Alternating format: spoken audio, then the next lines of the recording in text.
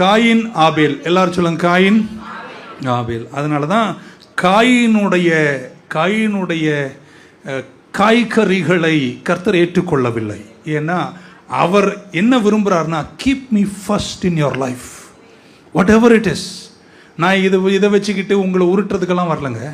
உங்கள் வாழ்க்கையில் என்ன கேட்குறீங்க, எனக்கு ரொம்ப சந்தோஷமாக இருக்கு. ஒரு அம்மா என்னை பார்த்து, சொல்லு பாஸ்டர், ஓகே அப்படி கேட்குறீங்க, நன்றி. உங்கள் வாழ்க்கையில் முதலிடம் யாருக்கு இருக்கணும்? கர்த்தருக்கு இருக்கணும். Let us read and I'll close quickly. 2 more minutes. Genesis 4:3-5.